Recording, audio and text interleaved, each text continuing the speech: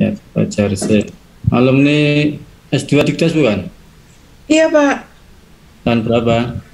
tahun 2017 Pak saya angkatan. Oh, berarti baru saja lulus. Iya Pak, baru saja lulus. Yang ngajar di mana sekarang? Di SD Pak, Di mana? di SD Muhammadiyah Sidokarto Kodean Pak. Oh, kemudian. Oke, di Jogja ya. Iya Pak. Oke, yang kedua ada. Nah, ini totalnya berapa tuh? Kalau di grup Andi. kemarin 9 mahasiswa Pak Ali. Oh, 9. Oh, ini Pak Arif ya? Pak Arif Riyad. J, leres Pak Ali. Ya, sekarang ngajar di mana Pak Arif? Masih setia di Magelang Pak Ali. Lengkap prodi ya sekarang ya? Boten. Nah, Pak Arif, ya, oke, baik. J. Pak Arif Riyad, kemudian Pak Hamidullah Ibda, Iya, Pak. dari mana? Belum, Pak. Pak, dari mana?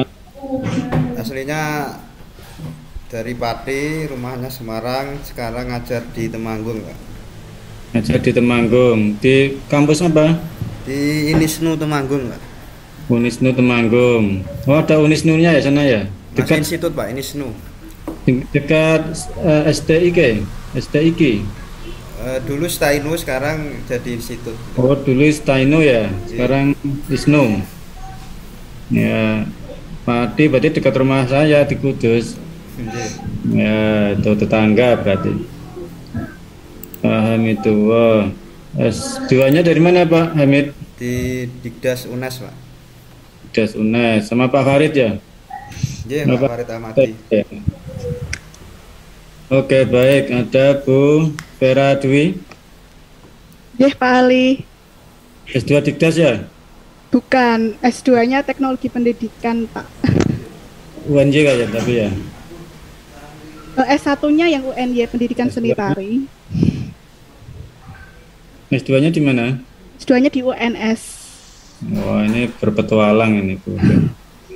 Pak Ali nyuwun sewu kudusnya pundi kula kudus Pak Ali. Ya, Kudus kan. Saya Nggih. dari Margorjo, Kecamatan. Oh, Bu Vera mana? saya Ngembal Kulon. Oh, Membal. Ya, ya, ya. Dekat Dua Kelinci ya? Jalan Lingkar, Pak. Iya, oh yang Jalan Lingkar. Oh, Nggih. oh ya, ya. Oke, baik. Bu Vera Dwi. Ngajar di mana Bu Vera? Mengajar di Universitas PGRI Ronggolawe Tuban, Jawa Timur. Kan. Oh, ya, ya, bagus. Berikutnya Bu Handara. Wah, ini produk dalam UNJ ini. Iya, Pak. Oh, ini Apa lagi, Pak? Pangleng sekarang sudah makmur ya, sehingga ngajar di Iya, mana Pak. Bu Handara? Saya masih freelance, Pak, di UT, Pak. Di Iya, Jogja, Pak. ya, oke, bagus. Oke. UT sekarang ini semenjak ada pandemi jadi semua perguruan tinggi jadi UT semua. Ini ketularan jadi UT semua, UNJ juga ketularan ini. Ya, baik Bu Andara. Berikutnya Bu Esti. Dari mana Bu Esti? Saya Pak, dari asalnya dari Magelang, tapi sekarang tinggal di Salatiga Pak. Ngajarnya di Di YIN Salatiga, Yang Salatiga. Prodi apa? PGMI. Oh, PGMI. Nggih Pak. Saya punya teman di Salatiga itu. Fisika, Sinten Pak? fisika, prodi fisika. Iya, siapa? Hidayatur Rahman. Oh, nggih Pak Hidayatur Rahman. Ya, Nggih. PNS atau masih Sepertinya masih DTT Bapak. honorer berarti ya? Nggih, Ada formasi dosen tidak tetap? ada. Sekarang itu apa, dosen tetap non PNS bukan? DT NPNS ada sendiri yang Iya. luar nggih, dulu DLB itu sekarang menjadi DTT Bapak. Sebelumnya kan ngajar di Aliyah atau di mana gitu. Oh, nggih. Udah kenal Bu Esti? Mboten Pak, beda prodi jadi jarang kepanggil. Kemarin saya jadi juri ini ya, jadi juri LKTI di IAIN. ya di IAIN Salatiga. Oh, tahun berapa Bapak? Barusan kemarin. Oh barusan. Oh, nggih Bapak. Hima itu yang ke rumah saya. Oh, nggih. Ya itu lomba LKTI nasional kok itu. Nggih, dari prodi TIPA nggih. Itu yang saya Tadris IPA sepertinya. mungkin ya. Nggih.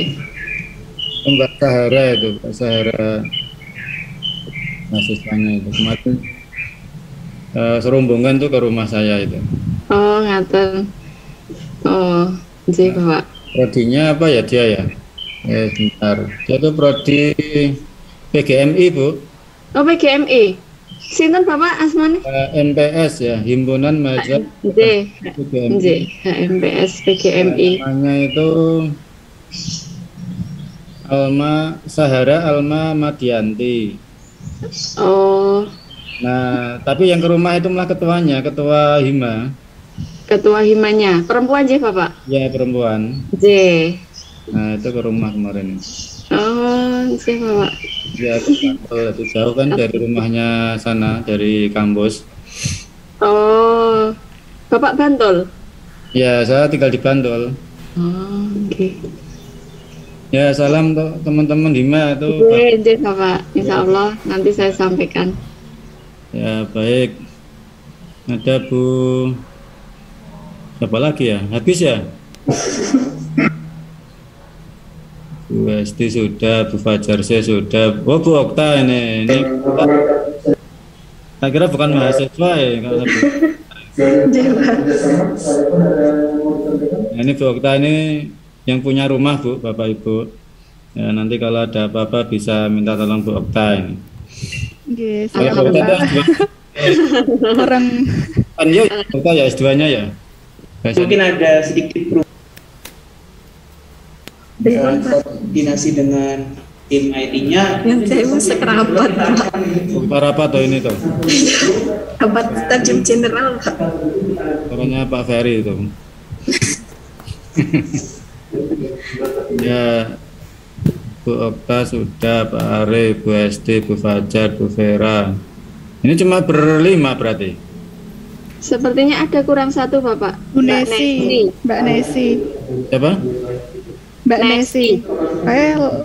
Mbak Nesi sama Sepertinya kurang Mas satu, Asep. Pak Asip. Ya. Pak Asep ini penerbangan ke Jogja Pak Ali. Maksud saya belum masuk musim kita ini. Belum, nggih. Belum ya? Belum. Kita grup 5 ini ya? Bu Esti, Bu Andara, Bu Pak Hamid, Bu Okta, Bu Vera, udah, Bu Fajar sih, Pak Arif. Ya baik. Tadi terpantau Bapak. Sambil menunggu yang belum masuk, kita mulai ya. Nah, Bapak Ibu, pada semester ini kita akan kuliah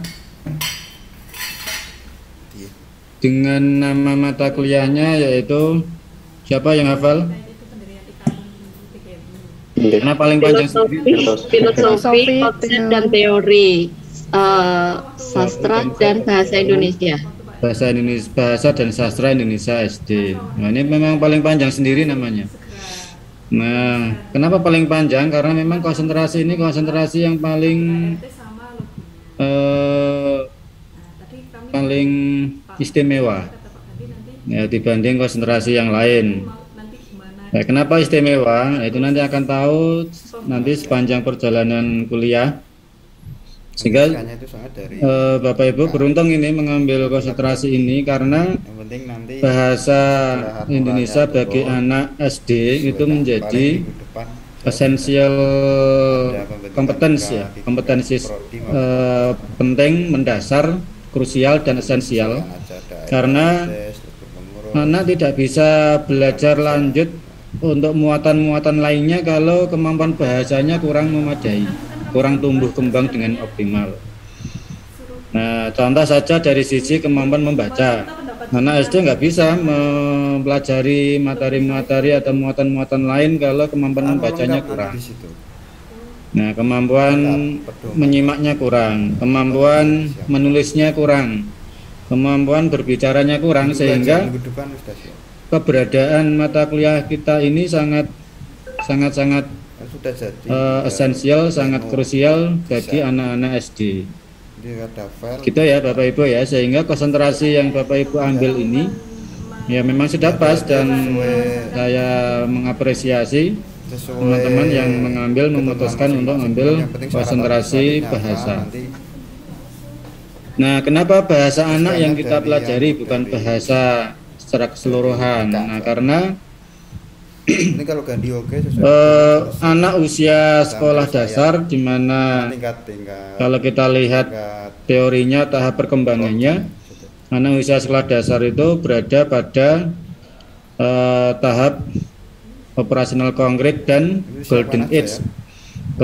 Golden age itu artinya program lah, paling nggak ada semacam program masa emas bagi anak untuk distimulisasi dengan optimal, sehingga harapannya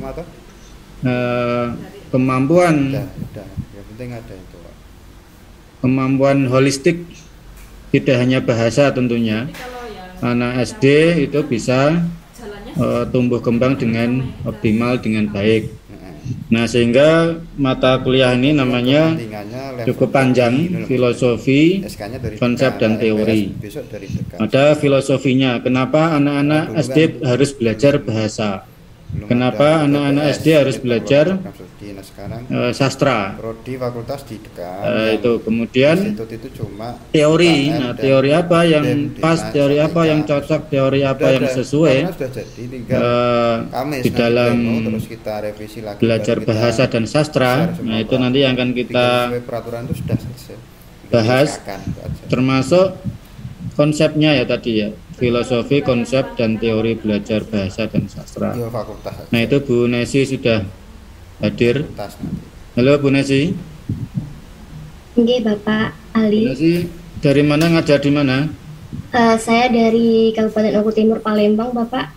Ngajar di Universitas Nurul Huda Oku Timur.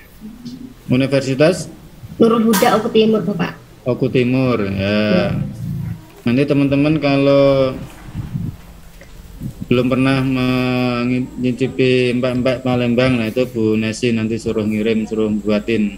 Boleh. Bisa masak, bisa bikin mbak-mbak enggak Bu Nesi? Bisa, Bapak. Ya, baik. Ya, dimarahin suami kalau nggak bisa, Bapak. Gitu ya. Posisi di Palembang? Iya, Bapak, betul. Ya, baik. Nah, Bapak Ibu, kembali ke mata kuliah kita, sehingga mata kuliah ini menjadi sangat penting posisinya bagi anak-anak sekolah dasar. Nah, sehingga harapan mata kuliah ini nanti bisa membantu disertasi Ibu Bapak semua. Siapa yang sudah jadi proposalnya? Proposal disertasinya sudah jadi siapa?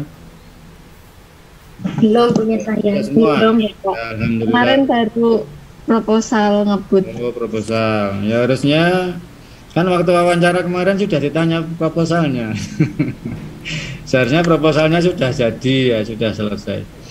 Nah, harapan mata kuliah ini bahwa nanti proposal disertasi atau topik disertasi Ibu Bapak nanti sangat kuat dari sisi novelty terkait dengan pembelajaran bahasa dan sastra Indonesia SD. Nah, novelty itu apa? Novelty itu kebaruan. Ya, harus ada unsur kebaruan, harus up to date terkait dengan pembelajaran bahasa yang memang menjadi concern kita semua, khususnya yang mengambil konsentrasi bahasa ini. Ya, coba saya tayangkan RPS-nya ya. RPS sudah kelihatan ya? Bu Vera Dwi kok hilang? Mana ini Bu Vera?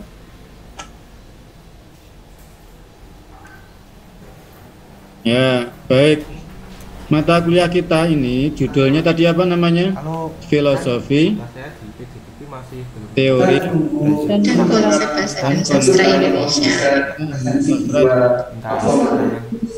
Nah, maka nanti teman-teman Bapak Ibu akan menggali, akan mengkaji secara kritis, menganalisis dan juga mengkritisi terkait dengan filosofi. Mengapa bahasa dan sastra Indonesia SD ini perlu dipelajari? Kenapa itu penting? Nah, itu nanti kita pecahkan bersama. Yang kedua, teorinya, teori belajar yang paling bagus di antara sekian teori yang ada. Teori belajar apa yang paling relevan, paling cocok, yang mendasari terkait dengan pelaksanaan pembelajaran bahasa dan sastra di SD. Nah, teori belajar bahasa. Yang ketiga, konsep ya. Konsep ini lebih kepada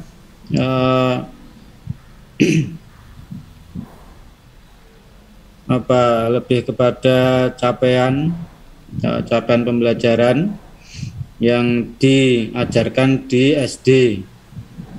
Jadi di SD itu materi apa saja yang dibelajarkan di sana, baik di kelas awal maupun kelas tinggi. Nah, tentunya sebetulnya ini tidak mungkin cukup kita pelajari selama 1 semester, sehingga nanti Bapak Ibu lebih banyak belajar secara mandiri sesuai dengan topik disertasinya masing-masing, sehingga arah dari mata kuliah ini bisa memperkuat topik disertasinya masing-masing. Coba saya cek satu-satu. Bu Okta, topik disertasinya apa Bu Okta?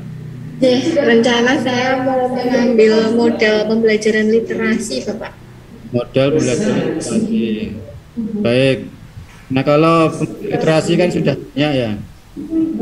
Nah, cuma terus selain itu baru. Ya, sementara ini yang baru ngetren itu model pembelajaran literasi fungsional. Nah, di mana pembelajaran literasi itu tidak sebatas membuat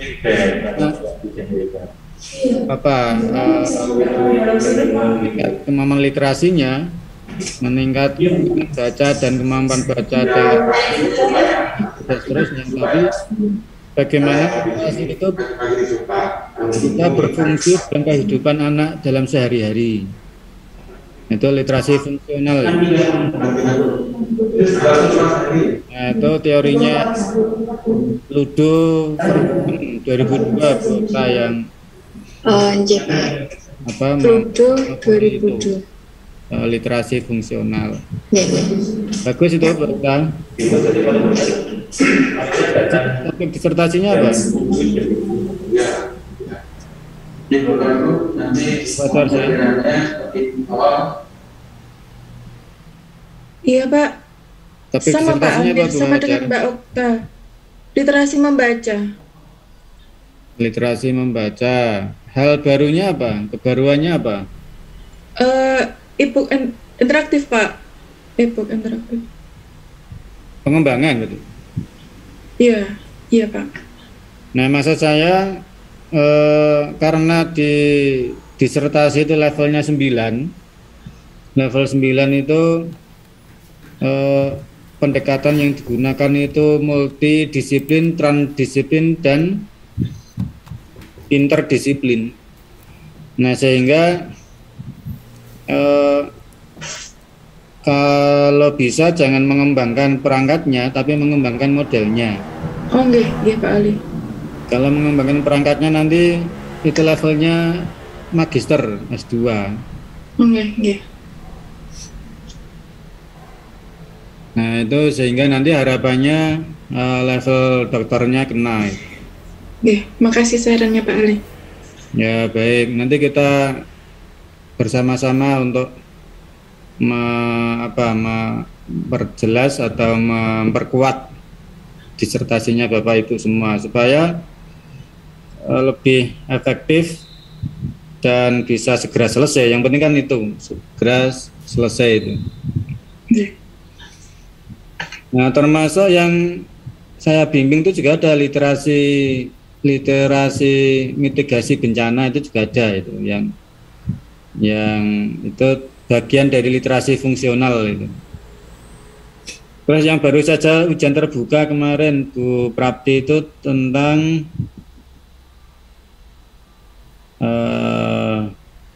saya lupa ya. Barusan ujian terbuka itu yang punya Bu Suprapti. Ya memang sekarang ini lebih banyak yang tertarik untuk meneliti tentang functional literacy, literasi fungsional. Bentar, saya ceknya dulu yang Bu Suprapti kemarin. Ya, Bu Suprapti.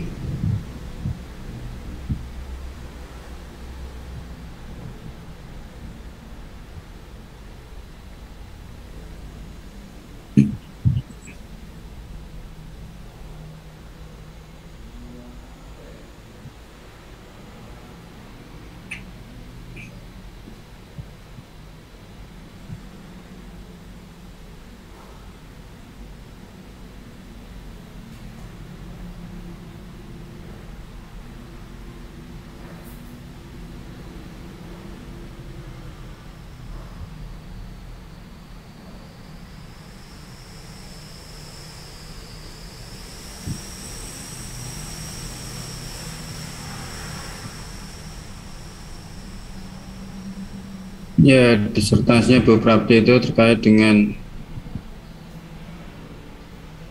wah, kok nggak ada judulnya ini. Itu menarik itu kemarin dari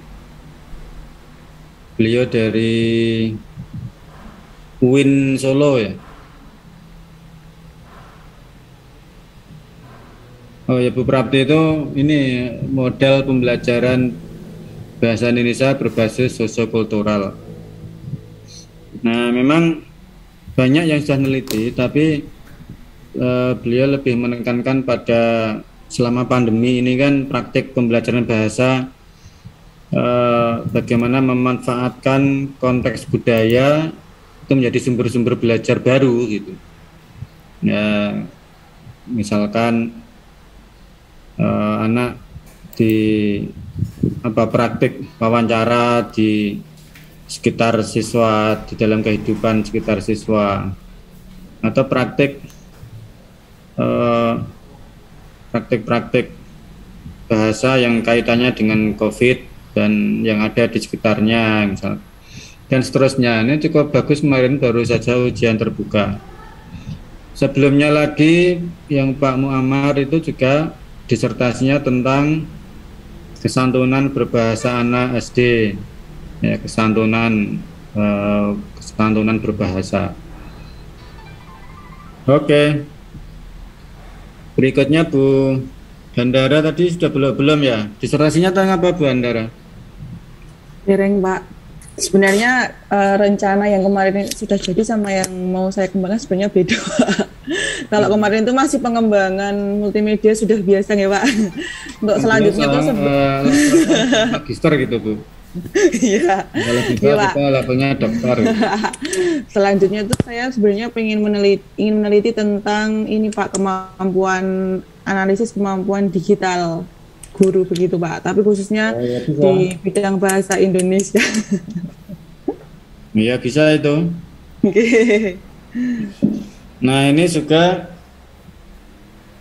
saya dan beberapa dosen UNJ, PGSD UNJ itu meneliti tentang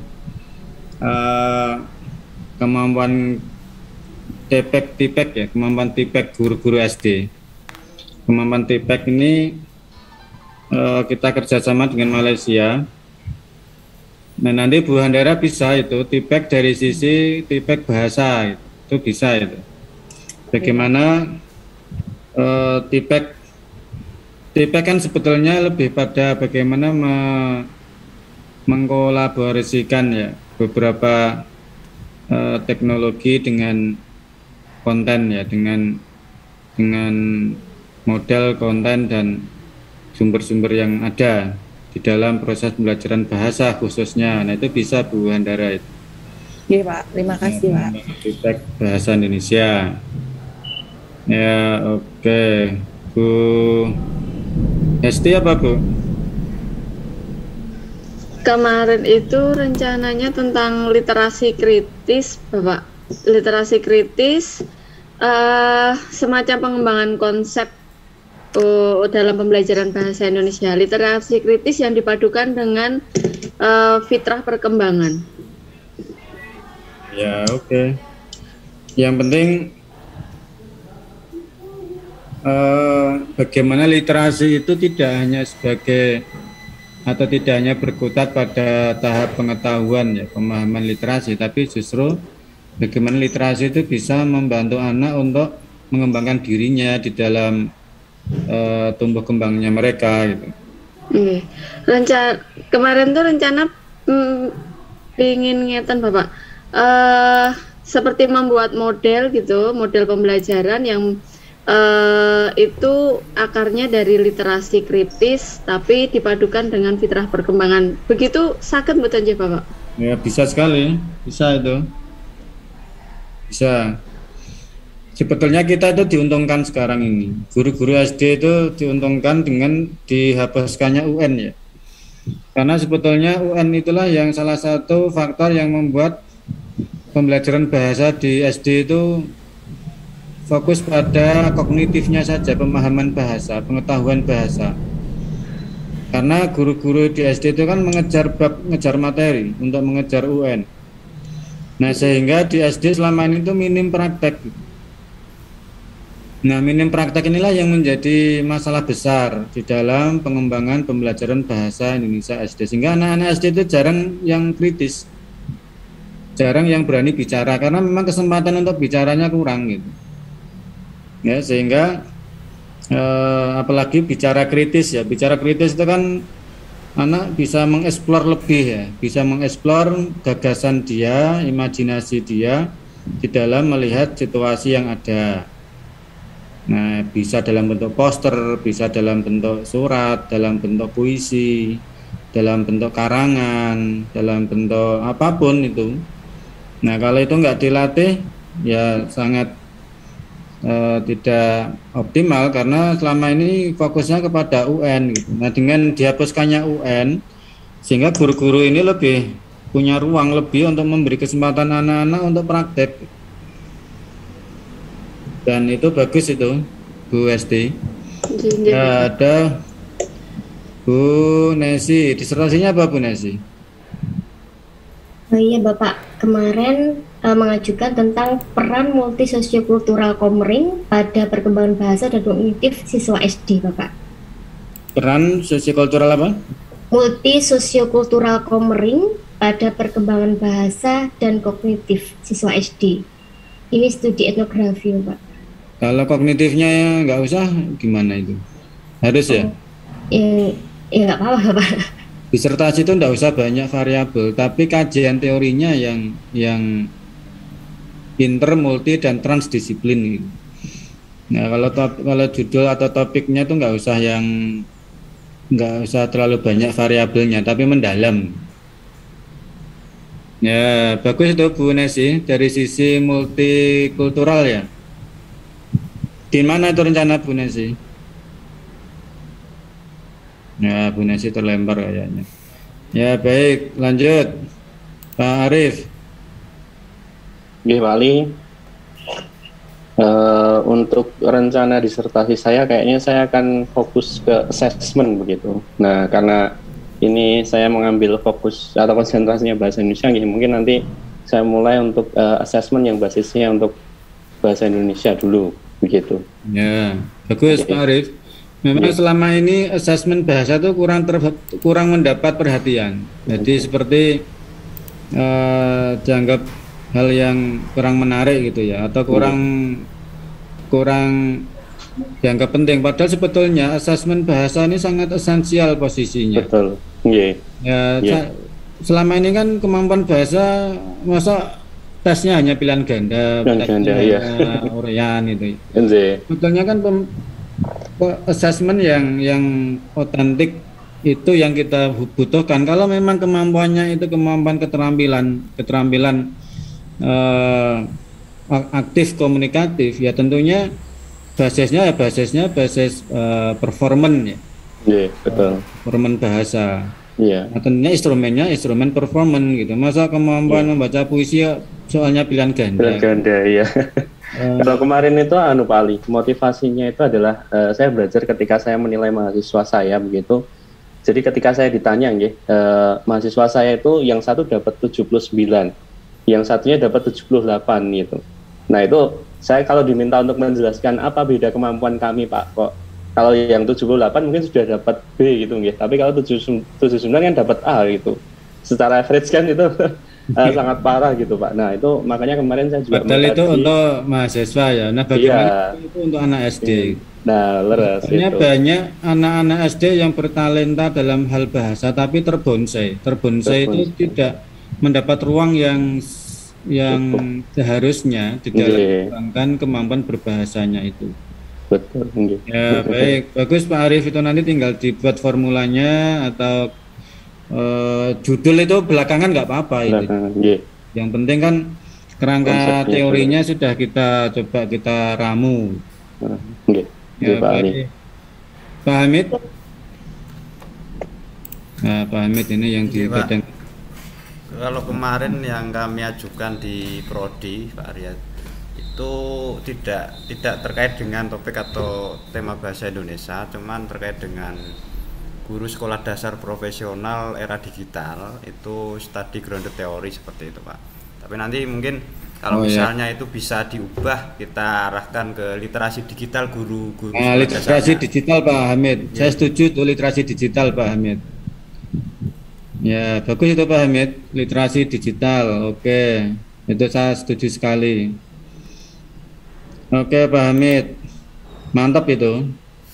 Karena memang banyak yang yang masih gagap, yang masih terkaget-kaget dengan adanya pandemi itu.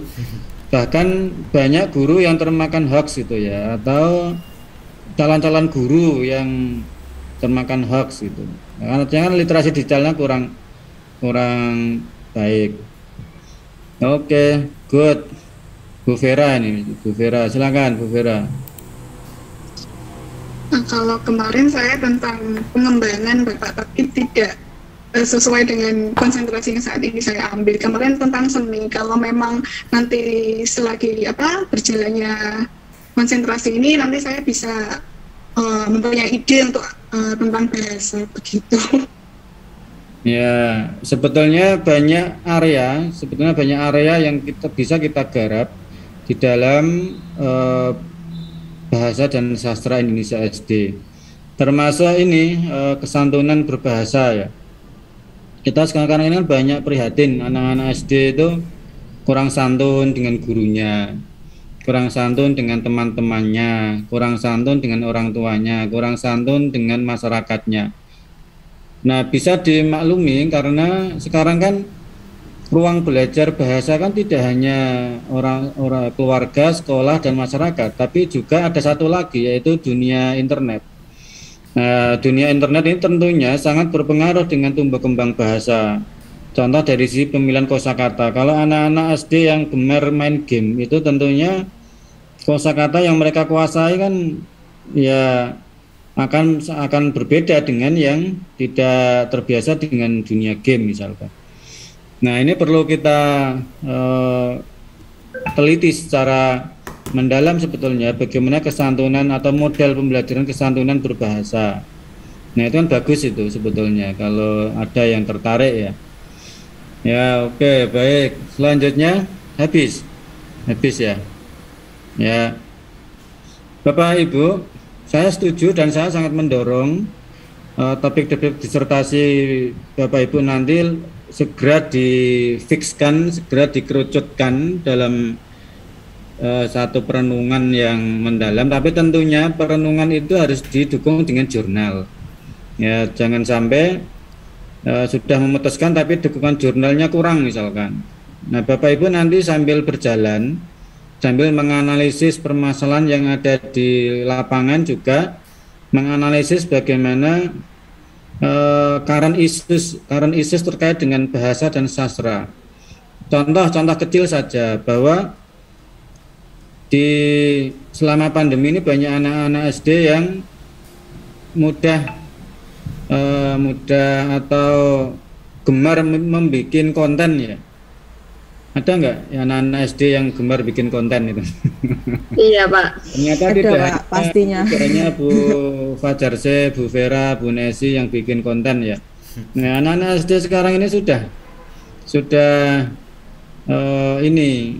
banyak yang kecanduan bikin konten. Nah, kalau kontennya kurang didampingi kan jadi repot ini nanti. Nah, maka bagaimana itu bagian dari apa? Bagian dari literasi digital ya Pak Hamid ya. Tapi untuk anak gitu, tapi untuk anak-anak SD. Ya, termasuk bagaimana mahasiswa calon guru SD atau mahasiswa PGMI, mahasiswa PGSD ini juga perlu kita teliti bagaimana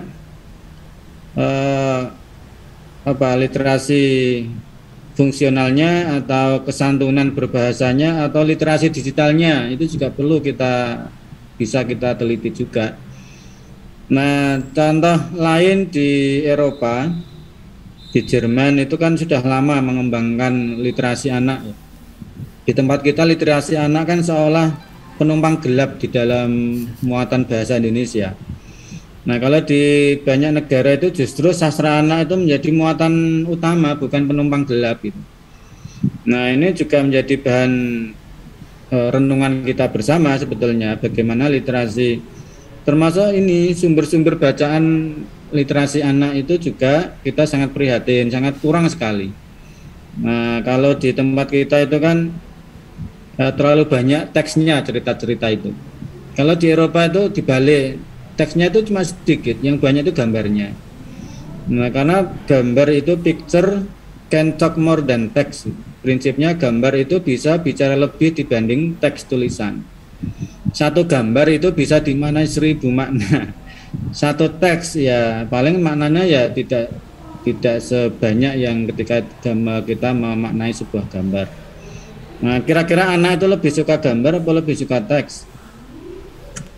Gambar, Pak. Nah, sehingga buku-buku fiksi, buku-buku bacaan di perpus itu sebetulnya banyak yang bisa kita kritisi itu. Nah, tentunya sentuhan dari disertasi Bapak Ibu nanti harapannya menjadi sumbangsih kontribusi bagaimana memperbaiki dan mengembangkan pembelajaran bahasa dan sastra di SD. Maka mata kuliah kini ruang lingkupnya yang pertama ini language acquisition and language competence. Bagaimana penguasaan bahasa dan kompetensi bahasa. Nah, kalau kita mengacu teorinya atau bukunya Holiday, Himes, Saviknen ini lebih fokus kepada communicative competence. Nah, communicative competence itu lebih dekat dengan ini whole language. Siapa yang tahu whole language? Yang tahu tentang whole language siapa? Pembelajaran bahasa secara menyeluruh. Nah, apa itu maksudnya? Bahwasanya pembelajaran bahasa itu hendaknya memperhatikan keterampilan berbahasa, kemudian sastranya juga masuk di situ. Ada apa ya? Berarti ada gramatikalnya juga nanti dimasukkan. Ya, bagus. Artinya di antara 4 keterampilan dasar membaca, menyimak, berbicara, menulis itu tidak diajarkan secara terpisah. Tapi dalam satu aktivitas itu ada 4-4-nya sekaligus. Ya, ketika menulis di situ ada proses dia harus membaca. Ketika dia membaca di situ ada proses harus atau berbicara dan sekaligus menyimak. Artinya itu akan lebih efektif dibanding ketika bahasa atau keterampilan itu diajarkan secara terpisah-pisah.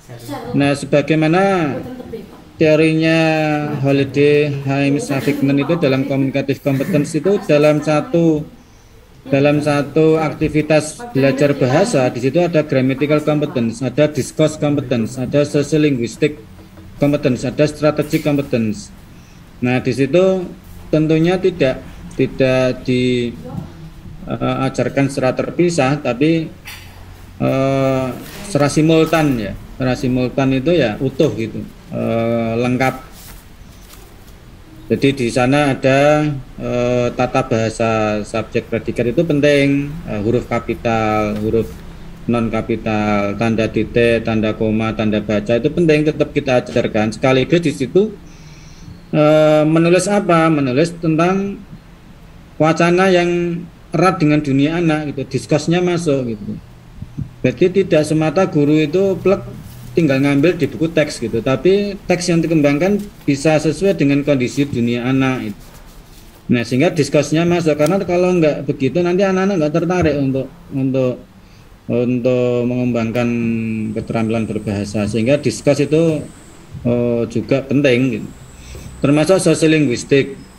Apakah kalau saya menulis kalimat ini ada yang tersinggung? Tidak itu. Ketika kalimat ini menarik nggak bagi orang lain, sociolinguistiknya jalan.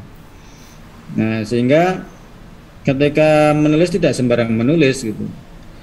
Nah, jangan sampai yang ditulis anak-anak itu ternyata malah menyinggung suku lain, agama lain misalkan. Nah, termasuk strategic competence. Kalau menulis iklan itu bahasanya bagaimana? Kalau menulis poster bahasanya itu strategic competence.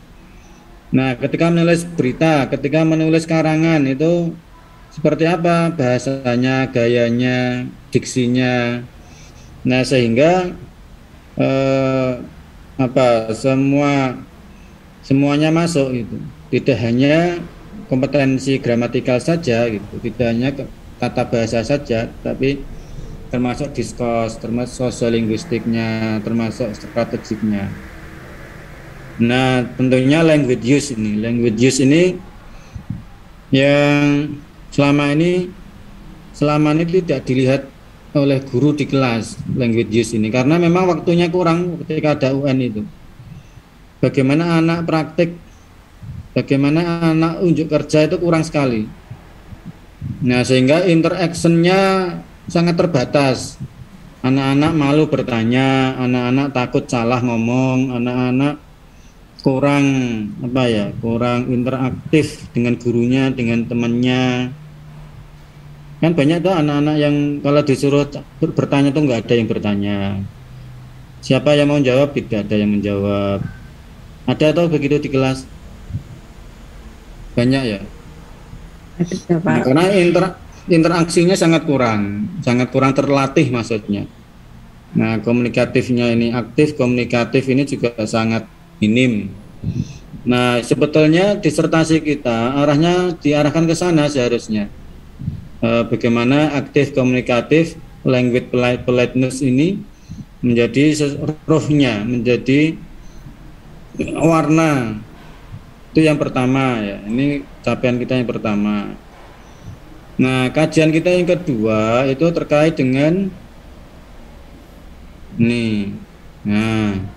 literasi dan children literature, sastra dan literasi dan sastra anak. Ya, literasi dan sastra anak.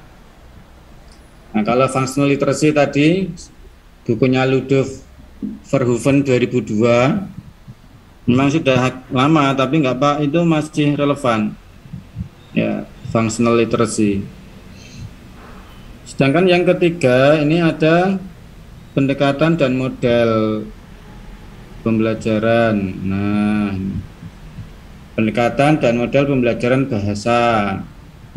Nah, nanti Bapak Ibu harus menggali model-model pembelajaran bahasa itu apa saja toh.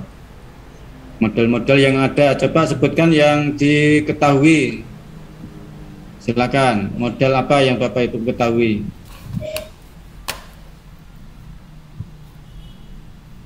Model pembelajaran bahasa. Halo, suara saya terdengar jelas nggak ya? Terdengar, Pak. Nah, ini gara-gara di SD-nya kurang dilatih ini. Ayo, model apa yang Bapak Ibu ketahui? Model pembelajaran bahasa apa? Pak Hamid, model boleh pembelajaran umum berarti ya Pak ya? Yang bahasa yang bahasa. Ya kalau membaca itu banyak. Kalau membaca setahu saya ya. Kalau apa? Ayo, salah satunya apa? Ya MMTB, terus skimming, scaping, scanning dan seterusnya itu yang membaca khusus Pak. Tapi kalau yang secara umum yang sudah tertulis di situ Pak, yang world language ya, pembelajaran secara utuh menyeluruh dalam pembelajaran bahasa secara umum itu Pak. Oke, bagus Pak Hamid. Berikutnya apa lagi? Dalam kuliah ini nggak ada yang wakil siapa mewakili siapa lah ya, masing-masing mewakili diri sendiri. Ayo silakan. Kalau menyimak, mohon maaf kalau salah. Ada bisik berantai, simak cerita begitu Pak. Contohnya, kalau modelnya kalau di apa namanya cara mengajarkan di SD biasanya. Ya, boleh. Oke. Berikutnya ada lagi.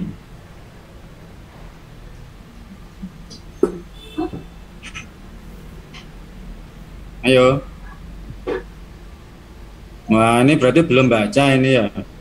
Wah, ini hari gini belum baca lah. Nanti apa kata dunia. Nah, maka nanti harus selama kuliah ini harus banyak membaca ya. Oke, baik. Yang keempat, prinsip-prinsip pembelajaran bahasa sastra di SD. Prinsip-prinsip bahasa di SD ini sudah mulai menukik ini ke dunia SD. Yang kelima, pembelajaran bahasa. Nih, kalau ini terkait dengan Merdeka Belajar. Nah, sekarang pembelajaran bahasa tidak harus di ruang kelas. Ya. Benar ya, setuju nggak? Pembelajaran bahasa di ruang kelas. Di mana saja. Iya, apalagi baca puisi gitu ya. Baca yang puisi. penting anak nyaman. Bisa di sungai, bisa di lapangan, bisa di tengah sawah. Gitu. Baca puisi itu tergantung situasi yang mendukung di mana puisi itu harus dibaca. Ya, membuat poster, membuat karangan dan seterusnya. Nah, terkait dengan Merdeka Belajar itu tentunya bagaimana anak bisa mengeksplor dirinya lebih optimal. Ya, bukan gurunya yang mengeksplor, tapi siswanya diberi ruang untuk mengeksplor dirinya. Nah, sekarang ini banyak loh anak SD sudah bisa membuat komik digital itu. Ada loh anak SD yang sudah bisa bikin komik digital, bikin konten ya, bikin konten. Sekarang itu anak-anak SD punya itu loh, yang YouTube channel. Oh, jangan salah itu. Anak-anak SD sudah punya YouTube channel, punya IG. TikTok mereka, juga, Pak. Iya, itu setiap hari malah bikin konten gitu. Ya, itu kalau nggak diarahkan kan bahaya itu, nanti jadinya kontennya bisa saja itu kurang pas, kurang sesuai. Ya, baik. Ada juga integrasi TIPEK. Nah, ini tadi Bu siapa ya, Bu? Yang TIPEK tadi siapa ya? Saya, Pak. TIPEK. Bu Andara ya? Ya, tadi. Nah, ini TIPEK dalam pembelajaran bahasa.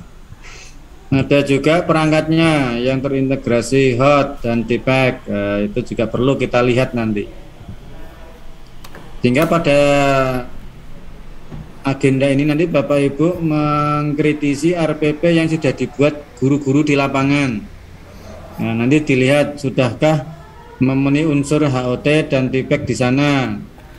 Nah, nanti secara acak nanti meminta ya arsip perangkat pembelajaran Bapak Ibu guru, diambil satu atau dua, kemudian dianalisis apakah perangkat yang ada di lapangan sana itu sudah berbahasa isyarat atau belum, sudah berorientasi TPACK atau belum. Nah, tentunya perangkat bahasa loh ya, artinya ya RPP kan di dalamnya ada bahasanya. Nah, itu yang dilihat bahasanya. Nah, yang terakhir ini pengembangan pembelajaran bahasa sastra melalui pendekatan inter, multi, dan transdisiplin. Nah, ini yang terakhir. Nah, tentunya dan ternyata capaian pembelajaran kita sungguh sangat banyak, luas dan lebar sekali. Jadi panjang kali lebar kali luas ya. Jadi panjang kali lebar atau luas. Ya, tapi yang terpenting Bapak Ibu nanti harus sudah tancap gas dengan artikel-artikel jurnalnya. Setiap pertemuan harus ada minimal satu jurnal yang sudah dibaca. Nanti saya tagih nanti jurnalnya siapa, judulnya apa, isinya tentang apa. Nah, itu setiap pertemuan harus minimal ada satu yang sudah dibaca terkait dengan aktivitas belajar kita tiap minggu. Ya, tiap Senin maksudnya. Jadi setiap Senin. Jadi jangan lupa malam Senin menunya jurnal. Menunya jurnal dan harus terupdate jurnalnya dan harus international journal ya. Nah, international journal. Nah, itu dokter ya. Ini calon-calon dokter masa depan. Ya, oke, baik. Nggak boleh alergi ya dengan jurnal ya. Kalau mendengar jurnal terus bersin-bersin gatal-gatal jangan. Nah, ini repot nanti. Ya, baik. Ini agenda kuliah kita. Nah, ini gambar ini yang jadi basis kuliah kita nih. Gambar apa ini? Bisa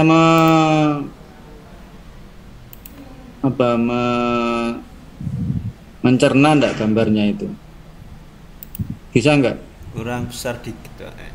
Kurang besar ya. Ini saya selesaikan dulu agenda RPS-nya ini dulu ya. Nanti kita tengok kembali. Ya, ini ruang lingkupnya ada language competence, yaitu terdiri dari communicative competence, ada language acquisition. Yang ketiga language use. Di situ ada communication, interaction, language politeness.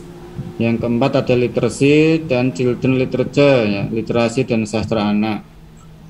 Nah, ini detail dari perkuliahan kita. Pertemuan hari ini kita tahapnya di pengantar. Nah, kemudian minggu depan agendanya menganalisis permasalahan pembelajaran bahasa sastra di SD di lapangan. Mohon masing-masing langsung terjun ke lapangan. Nah, terjun ke lapangan menggali permasalahan tentang praktik pembelajaran bahasa dan sastra di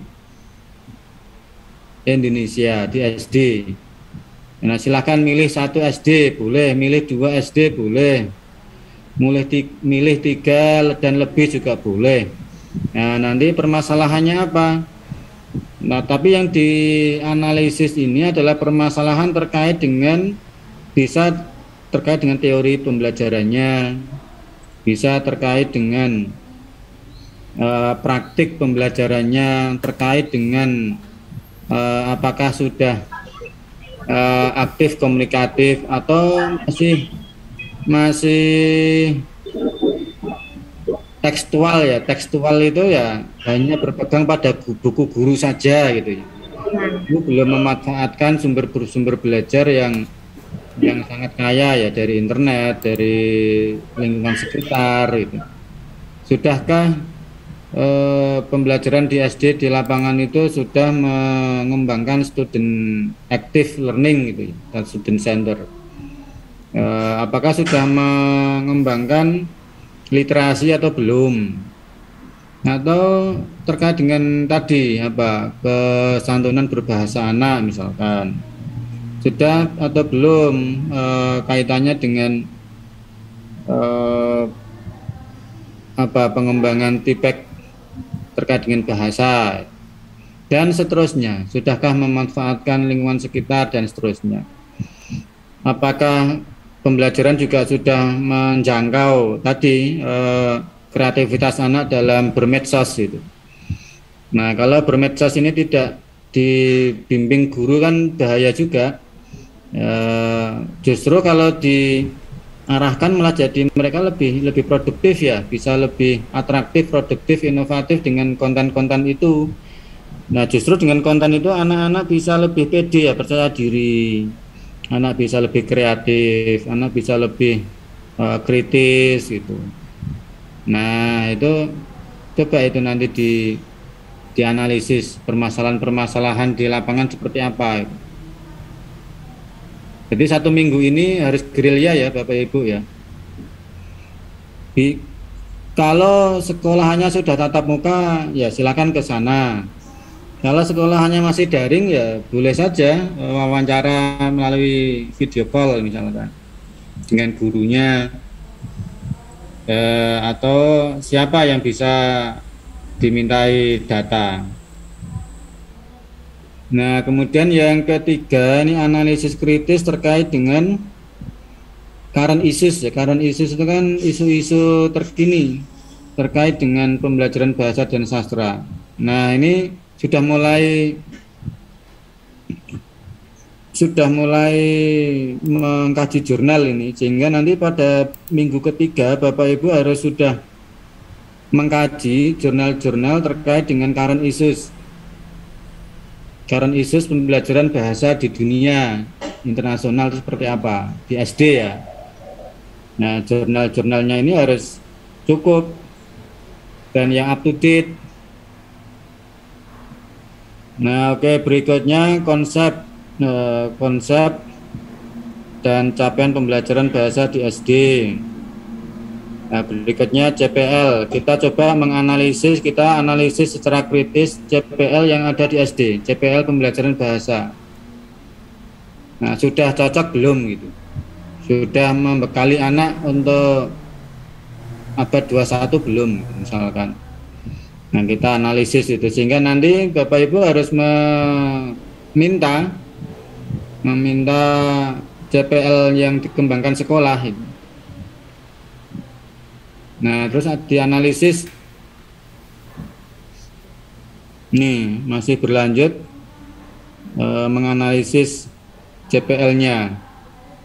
Maksudnya apa saja yang belum. Nah, gitu. Apa saja yang sudah dan apa saja yang belum tercover di CPL pembelajaran di sekolah, di lapangan. Nah, itu termasuk pertemuan ke-7 ini harapannya pertemuan ke-6 ini menyimak dan berbicara ya. Kita bagi kompetensi apa yang belum tercover atau belum maksimal diajarkan di sana di SD. Untuk pertemuan ke-6, yang ke-7 ini khusus membaca dan menulis ini. Nah, membaca dan menulis. Hanya membaca ini. Membaca tuh. Oh ya, yang ke-8 yang menulis ini. Nah, ini pertemuan ke-8 ini yang menulis. Nah, yang ke-9 kita menganalisis model-model. Nah, ini juga nanti harus dasarnya harus jurnal juga ini, analisis model-model. Analisis model-model pembelajaran. Yang ke-10 analisis model-model pembelajaran.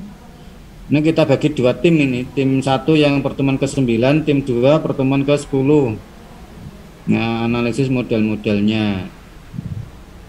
Yang ke-11 ini analisis kritis perangkatnya. Nah, ini. Pertemuan ke-12 analisis. Oh, ini kelas rendah ini yang ke-11. Nah, ini kelas rendah. Nah, yang ke-12 yang kelas tinggi. Nah, ini kelas tinggi. Kemudian 13 ini analisis kritis terkait dengan sastra dan literasi kelas rendah. Yang ke-14 kelas tinggi, sastra dan literasi dan sastra anak kelas tinggi. Ya begitu. Kemudian pertemuan ke-15 nanti Bapak Ibu sebagai tugas akhir itu mengembangkan buku yang ditulis bersama oleh bersembilan. Ini berenam ya ini ya. Bertujuh, berdelapan. Berapa orang, Pak? Lupa lagi. 9, Pak, sudah full ini, Pak. Bersembilan. 9, Pak Ali. 9, ya. Ini nanti silakan nanti dirembuk satu kelas. Kalau yang kakak kelas yang sudah itu bisa mana kok hilang tadi? Bentar hilang, tak carinya dulu.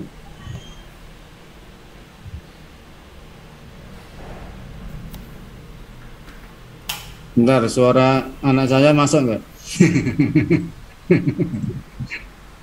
Suara anak saya masuk nggak? Enggak ya, nggak ganggu ya? Tidak, Bapak. Ya kalau ganggu ya dianggap aja itu back sound gitu. Enggak muncul ya?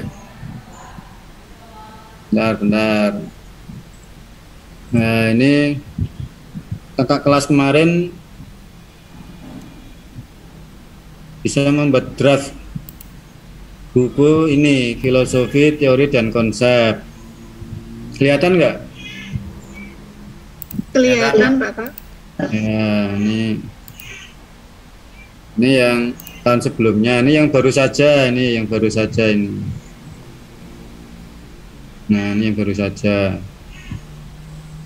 Nah, monggo yang tahun ini mau mengembangkan yang kompetensi apa, silahkan. Tidak harus sama dengan kakak kelas.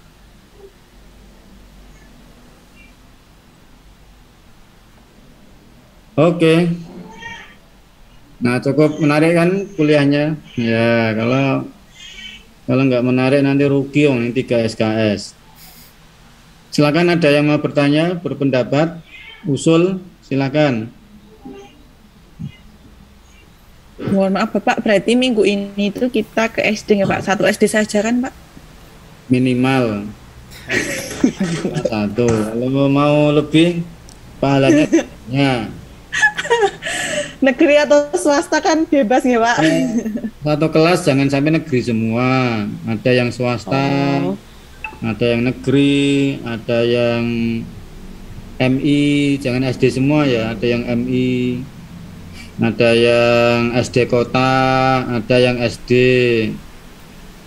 di pinggiran, ada SD model, ada SD yang percontohan gitu ya, jadi beragam.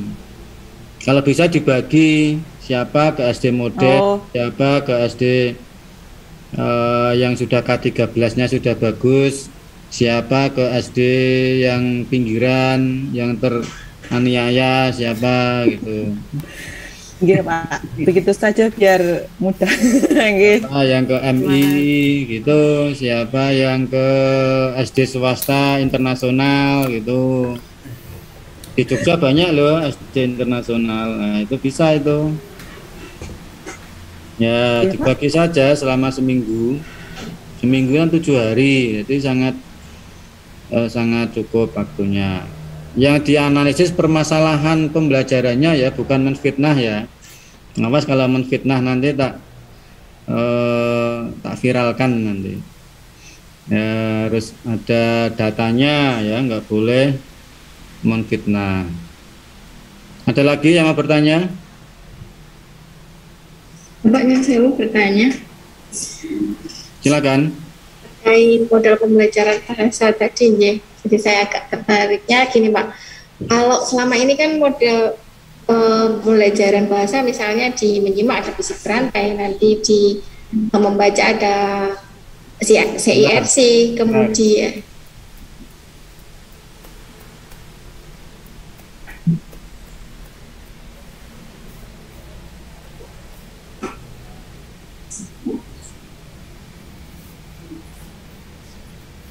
Gimana Bu Okta? Diulangi Bu Okta. Oke. Terkait dengan model dan metode pembelajaran bahasa, Bapak, bisakah ketika kita melakukan inovasi, jadi misalnya metode selama ini metode pembelajaran bahasa, misalnya di membaca itu kan ada metode global, kemudian metode eja, metode abjad dan sebagainya itu. Kemudian ketika bolehkah kita melakukan inovasi, misalnya ada model pembelajaran saat ini mungkin yang sedang tren adalah PJBL ataupun PBL, itu ketika kita gunakan sebagai model pembelajaran bahasa itu bisa digunakan bukan? Maksudnya bisa diakui sebagai model pembelajaran? Sangat bisa. Ya. Bahkan harapannya level dokter itu bisa membuat model baru. Oh iya. Ya, sangat memungkinkan, dan mumpung ini saat yang paling tepat untuk Bapak Ibu namanya mendunia gitu. Nah, dengan membuat model baru kan nanti akan viral lah Bapak Ibu, namanya akan melejit itu dengan karyanya tadi itu. Nah, sehingga kalau disertasinya contohnya mengembangkan model yang memang belum ada atau mengembangkan model yang sudah ada tapi dimodifikasi jadi model baru, itu juga bisa, itu sangat mungkin sekali. Nah, malah itu yang ditunggu-tunggu gitu, karena model-model pembelajaran yang ada selama ini kan model konvensional ya. Ya, dari dulu itu terus gitu. Model yang ya itu aja itu. Nah, maksud saya ini kan mumpung ada peralihan transisi antara konvensional dengan masa pandemi daring gitu ya. Kan tentunya harus ada model baru gitu. Nah, kemudian juga ketika daring kembali ke tatap muka lagi. Nah, di situ kan ada hal yang baru lagi. Nah, bisa juga itu berbasis kombinasi dengan TPEC, dengan teknologi informasi, atau dengan project base atau problem base gitu ya.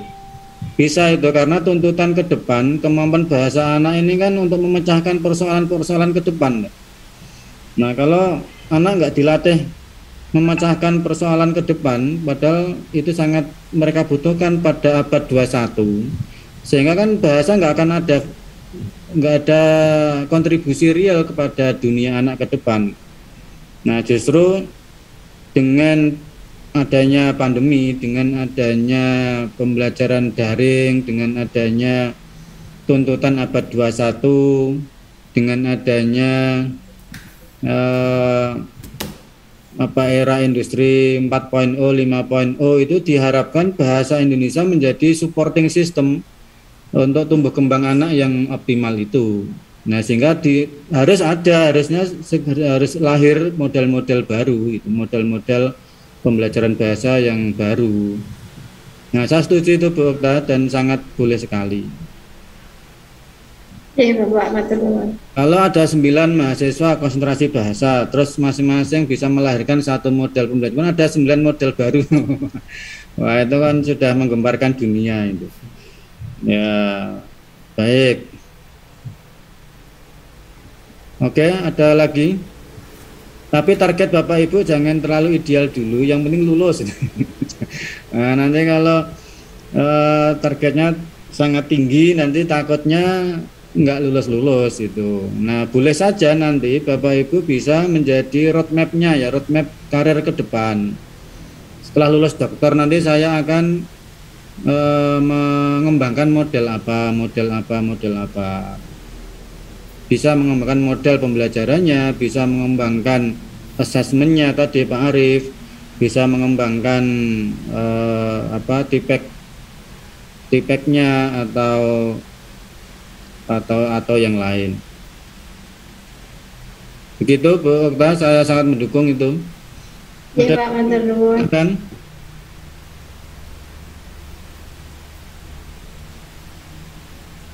Sudah belum? Cukup. Nah, kalau cukup berarti kuliah kita kan tidak harus sampai jam 9 malam ya. Cukup Pak. Cintanya Pak, menambahkan aja ini. Ya, silakan Pak Hamid. Untuk aktivitas mingguan kita berarti dimulai dari minggu besok untuk analisis problematika atau masalah ya, masalah pembelajaran bahasa di SD maupun MI yang tadi variabelnya banyak sekali. Kemudian setelah itu kita presentasinya itu banyak hasil kajian dari jurnal itu ya Pak. Artinya kita tidak ada tugas lain makalah ataupun yang lain Pak. Sementara tidak ada makalah sementara. Jadi temuan masalah yang ditemukan itu ada enggak dukungan jurnalnya. Oh ternyata ditemukan juga di jurnal ini yang permasalahannya relatif sama. Atau bahkan masalah yang ditemukan ini bisa diatasi dengan modelnya siapa di jurnal tertentu misalkan, itu juga bagus juga itu. Nah yang penting fokusnya, memang tadi banyak variabelnya, tapi yang penting fokusnya tiga aspek utama ya, yaitu coba dianalisis konsep filosofinya. Apakah pembelajaran bahasa di SD itu sudah sesuai filosofinya? Filosofi pembelajaran bahasa itu kan untuk menumbuh kembangkan potensi linguistik anak ya, untuk bisa untuk bisa membekali anak untuk bisa tumbuh kembang optimal. Nah, apakah pembelajaran bahasa di sana sudah memihak ke anak atau justru guru lebih mementingkan target bab dan materi gitu. Nah, lebih ke filosofinya kan sebetulnya bahasa kan aktif komunikatif. Tapi apakah di sana yang terjadi itu guru lebih banyak hafalan gitu ya, hafalan subjek, predikat, objek. Apa yang disebut dengan subjek, tapi nggak pernah nulis kalimat, nggak pernah praktek nulis atau prakteknya kurang gitu misalkan. Ya lebih ke filosofinya itu yang pertama. Yang kedua, filosofi bahasa itu kan lebih kepada ini, bahwa pembelajaran bahasa itu kan untuk memanusiakan manusia ya. Nah apakah anak-anak memperoleh bahasa itu, pembelajaran bahasanya itu lebih untuk membekali diri anak sesuai tumbuh kembangnya, atau hanya untuk ngejar nilai atau ngejar UN atau ngejar materi atau ngejar bab. Nah yang kedua terkait dengan teori, apakah di lapangan teorinya itu dilanggar, misalkan teori belajar bahasa itu kan ya harus aktif komunikatif, harus tidak hanya teori saja, tidak hanya pengetahuan saja, tapi harus memberi ruang yang cukup untuk perform ya, anak-anak untuk praktik perform. Saya ketika berkunjung ke SD di Kunigami ya, di SD Sate itu di Pulau Okinawa, paling terpencil itu. Nah, anak-anak kelas 4 SD itu sudah bisa membuat ini komik, membuat dari kertas karton 3 lembar, kertas karton besar gitu, 3 lembar itu. Nah, di sana anak-anak itu bisa membuat cerita bergambar terkait dengan, jadi guru itu hanya menempelkan gambar gitu tentang kelinci, digambar satu, terus kemudian kelinci itu sama ibunya tinggal di dalam gua, itu gambar kedua, terus gambar ketiga itu datang badai salju. Nah anak kelinci itu kesasar di tengah hutan salju. Nah anak-anak SD itu bisa membuat cerita dari gambar itu sangat menyentuh. Bahkan ketika anak-anak itu suruh menceritakan cerita yang dia buat sendiri itu nangis mereka. Nangis gara-gara si anak kelincinya ini nggak bisa pulang gitu. Nah itu kan sangat memberi ruang kepada anak.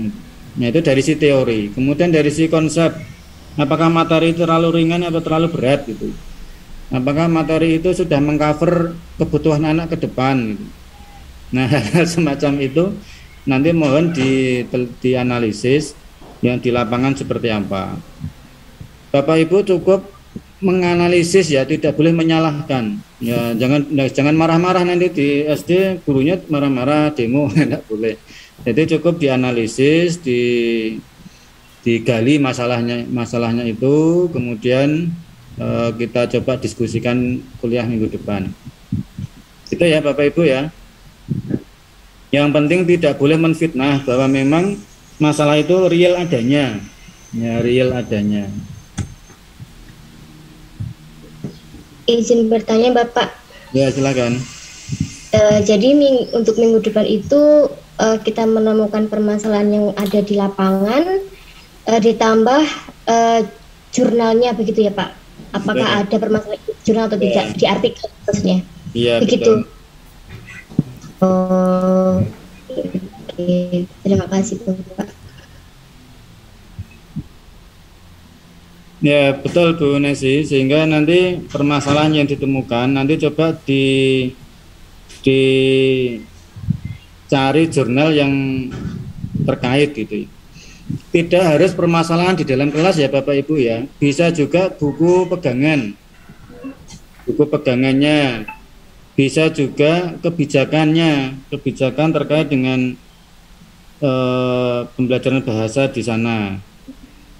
Terus mungkin ada yang bertanya, Pak, kalau ada inovasi yang bagus gimana?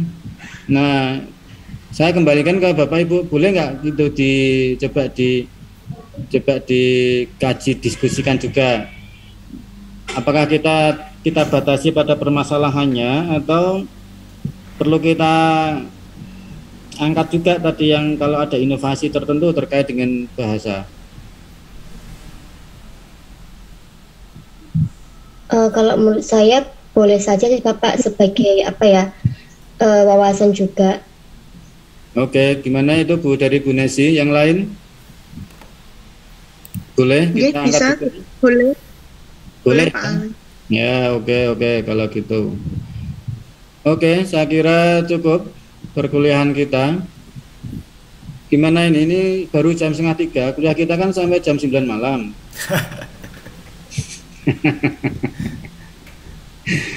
Ikhlas Pak. Pertemuan perdana Pak Ali.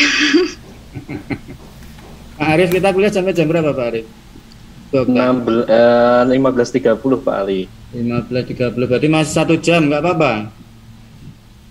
Bukan apa-apa Bapak. Ya, oke, baik. Artinya kuliah video conference-nya cukup sampai jam ini, tapi Bapak Ibu dalam menggalih itu sampai jam 3.30. Ya, menggalih itu bahasa Jerman.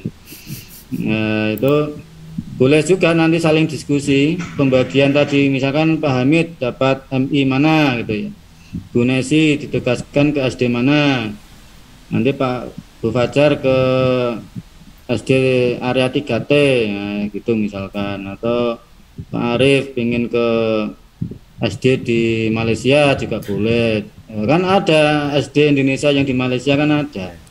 Banyak. Tahu di mana. Nah, monggo, jadi video conference-nya cukup sekian, tapi artinya kuliah kita masih boleh dilanjut sampai jam 3.30. Boleh diskusi, boleh merenung, boleh kalau memang bisa diatur kesepakatannya silakan. Itu nggih Bapak Ibu nggih. Siap Bapak. Oke.